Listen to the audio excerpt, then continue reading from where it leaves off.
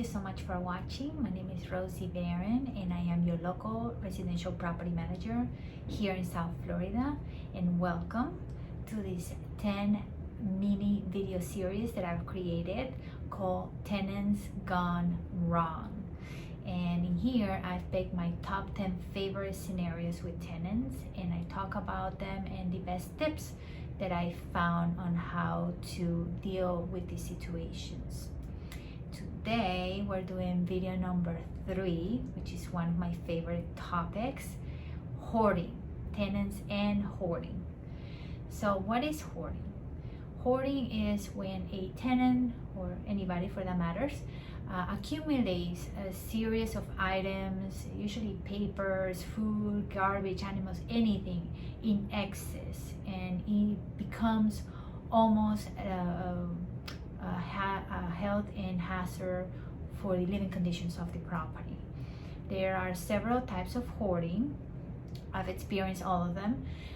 There is garbage hoarding, there is paper hoarding, there is animal hoarding, and there's also food hoarding, which I think is one worse. So basically, hoarding is considered a mental condition, and it has to be treated that way. So despite of what some landlords may want to do when they encounter a hoarder on their property, which is go in and get rid of the tenant, get rid of all their stuff, get rid of, this is all garbage. Well, what is garbage for you may not be garbage for the tenant. So let's keep that in mind, number one. Second, anything that's inside the property is considered tenant's property, and you cannot get rid of it unless it poses an immediate health issue to the tenant or to the other residents or to the property. And usually you will have to consult with your attorney and your lease to see what an immediate threat means as in those terms of the lease. Okay, so it's a very specific scenario.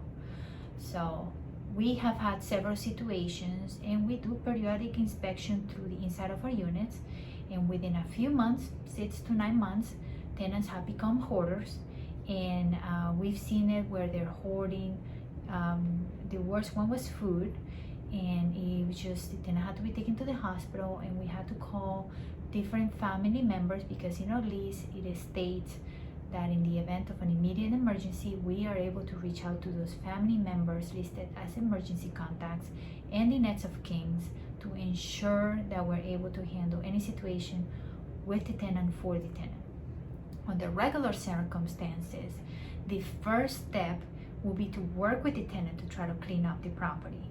Okay, as hard as that sounds, you will have to pose either a 7-day to cure, giving the tenant 7 days to cure the issue, or if you feel like this is not an issue that can be cured and that maybe a termination of lease is possible, then you will have to file a 7-day of termination of lease and consult with your attorney to possibly start the eviction process right after. The number one item and the number one thing here to keep in mind is to document. You have to document step by step every occurrence in this situation, because if you have to take the tenant to court and this is considered a mental condition, you gotta make sure that you have everything documented properly. And that's why we suggest in usual cases to just first post the 7-day to cure, try to work with the tenant if the tenant is available or the family member of the tenant, and then give the tenant the option, if they don't cure the issue within 7 days, or at least make some effort to start curing the issue, then you give them a 7-day of termination and you start the eviction process. We always recommend that you seek an attorney and that the attorney checks the terms of your lease to ensure that you're going specifically by the terms of your lease. As hard as it sounds, and as much as landlords want to go in and just get rid of everything, you cannot do that. The other item to keep in mind is that if the tenant is a pet or animal hoarder, you are not supposed to be giving away those pets or those animals. And I've seen landlords go into the unit, get their dogs and cats and birds and so on, and give them to family and friends and the neighbors. and then the tenant comes back from the hospital, from wherever, and realize all their pets are gone, and then the landlord gets sued. Those are not your property. Those are still personal property of the tenant. In this scenario, the best thing to do, if a family member is not available to take the pets and it's been authorized already by the tenant, okay, make sure it's in writing.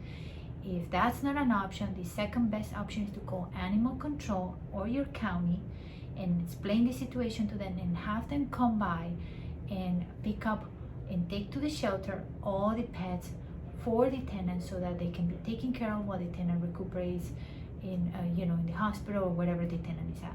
Please, I again emphasize, do not give away the tenant's pets because they are still considered personal property of the tenant.